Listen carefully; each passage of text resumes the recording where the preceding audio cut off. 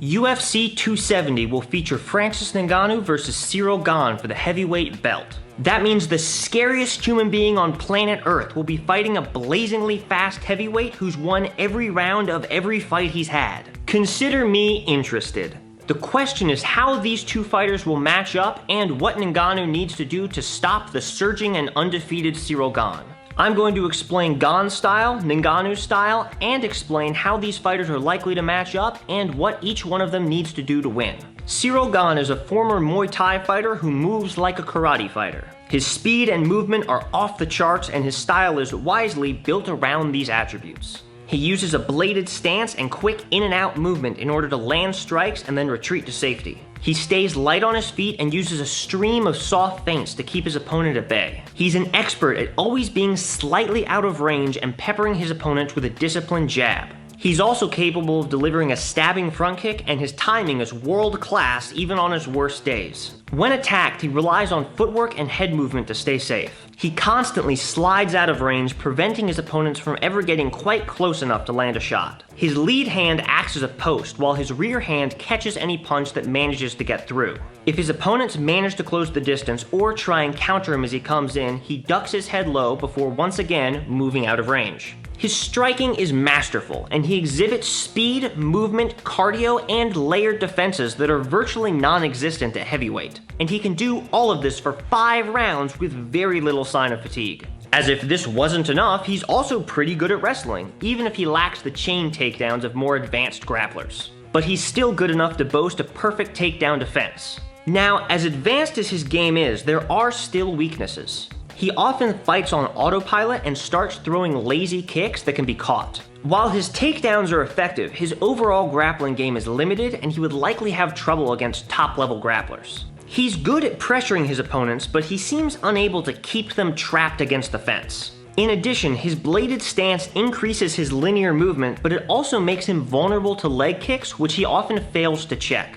His stance also makes it difficult for him to land power shots. I hypothesize this is the reason his KOs suddenly turned into TKOs in 2016. That's likely when his stance and strategy finally solidified into the game he has today. Don't get me wrong, Gane does not lack power. He can hit very hard. His Contender Series fights as well. Oh! Did you hear that? However, he often prioritizes defense and points over the ability to get a clean knockout, which is, ironically, the exact opposite of Francis Ngannou's strategy. Ngannou is somewhat harder to pin down on a tactical level because he wins so quickly there's not a lot of tape to study. But, as you probably already know, he's a knockout artist. In fact, he's the knockout artist. Ngannou holds the record for the hardest punch ever recorded and displays a level of power that the combat sports world has not seen since George Foreman. Now, most fighters with this kind of power have a clear Achilles heel. Tyron Woodley has great power, but only in his right overhand. Deontay Wilder has great power, but not while moving backwards. Conor McGregor has great power, but those fast twitch muscles mean his cardio is garbage. Ngannou doesn't really have these problems. He possesses knockout power in both hands from a variety of punching angles, moving both forwards and backwards. His cardio isn't amazing, but it's on par with most other knockout artists his size. To preserve his cardio, he typically fights at a low output before blitzing forward for a knockout. When his opponent initiates an exchange, he typically stands his ground and brawls, fully believing that his raw power will win him the exchange. And he's right. When not blitzing or brawling, he bides his time on the outside while throwing the occasional leg kick to give the illusion of activity. Despite his insane power, he still presents clear weaknesses. His low output means he runs the risk of getting caught in the mindset of waiting for openings to magically appear. If that opening fails to appear, he can end up losing a lopsided decision by standing still the entire fight. This problem is common in fighters that have too much faith in their knockout power and fail to work to create openings. I call this condition Tyron Woodley disease.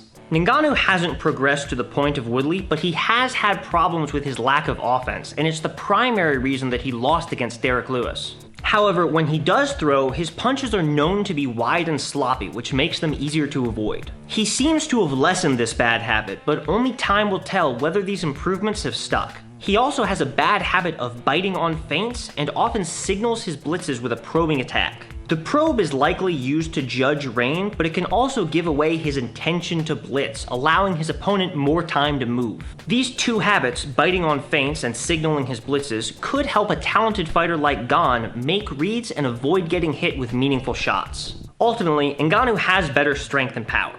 But Gane has better speed, footwork, takedowns, precision, timing, striking experience, and cardio. This means that Gane also has many more ways to win.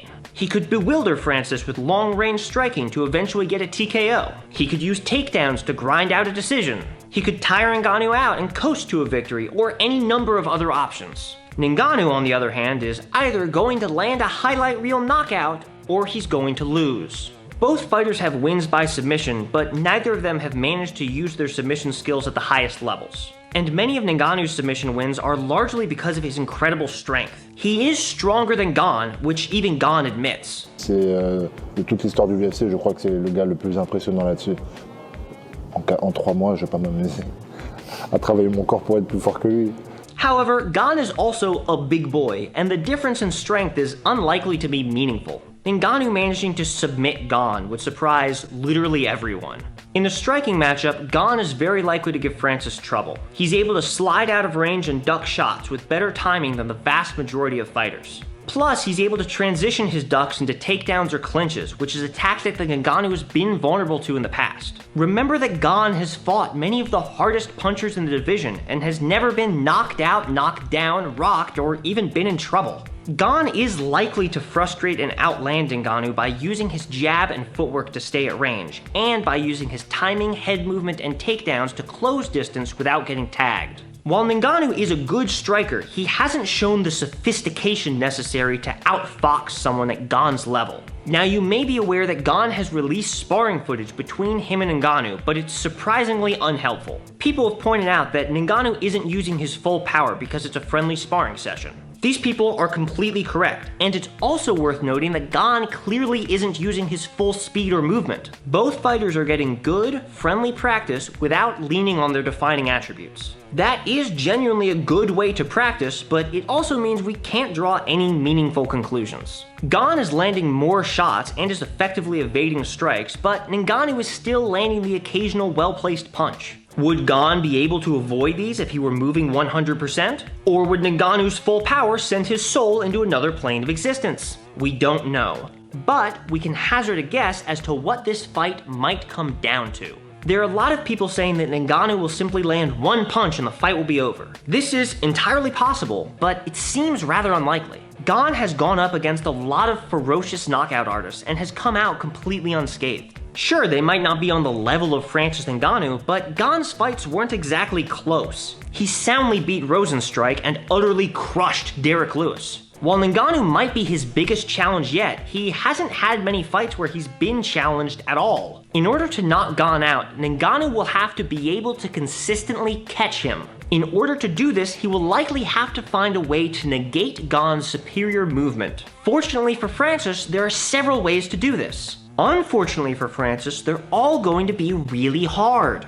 Gane has shown himself to be vulnerable to leg kicks, and leg kicks are a good way to shut down a fighter's movement. Ngannou often throws leg kicks, but he's only ever used them as a way to fill space, not as a strategic investment. In order to use them effectively against Gane, he'll have to display a level of strategic thinking that he hasn't really shown before. Leg kicking typically pays off over the course of multiple rounds, and Ngannou has never won a fight that goes beyond round 2. Another option is to trap Gane against the fence. Gane's linear movement should theoretically make it possible to force him straight backwards, but Ngannou has never displayed an ability to ring cut at a high level. He would have to display a new level of positioning and footwork, which typically takes a lot of time to develop. Ngannou could also attempt to push the pace and wear down Gane's cardio.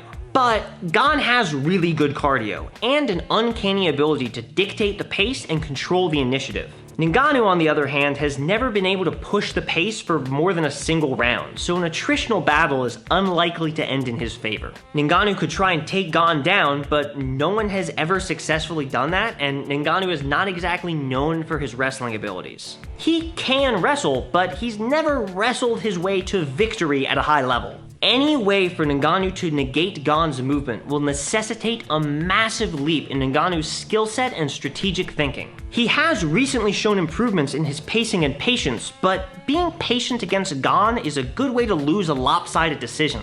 He simply will not present you with the openings that you think you're waiting for. In fact, Gane almost seems to specialize in giving people Tyron Woodley disease, having managed to reduce Derek Lewis to a shadow of his usual self. Ngannou's best bet is likely to use a combination of leg kicks and aggressive forward movement to push Gane against the fence, then attempt to brawl in the brief time it takes Gane to escape the position. However, this kind of predictable forward movement will likely result in him eating a lot of shots on the way in and possibly getting taken down. However, one of Gane's weaknesses could present Ngannou with exactly the kind of opportunity he needs. When Gane is pulling ahead, he often goes on autopilot and attempts to cruise to a low-risk decision victory. This is often accompanied by slow, lazy kicks that can get caught by his opponent. If Ngannou can wait for Gane to go on autopilot and then catch a leg or blitz in, he might be able to do serious damage before Gane has time to get his head back in the game. However, Gane only goes on autopilot when he's already comfortably winning the fight. Attempting to lure Gane into autopilot might be a bad idea if it means giving up rounds and letting Gane dictate the pace. With his current skill set, Ngannou's best chances for victory might be charging in and hoping for the best, or losing so badly that Gane becomes complacent. Neither of these are terribly good options, and Ngannou's only other hope for victory will require him to show us skills and abilities that he's never displayed in any other fight. Gane's speed, strength, size, durability, technical proficiency, and ability to shut down brawlers makes it seem like he was engineered in a lab specifically to fight Ngannou. After Ngannou's recent victory, many people have taken to calling him Francis 2.0. If he can suddenly become Francis 8.7, then Gane's going to have a bad night. Otherwise, Francis might need some luck. Because if someone as strong, technical, and durable as Gane can't beat Ngannou, then Francis might be champion for a long time. Tell me in the comments below who you think is going to win and how.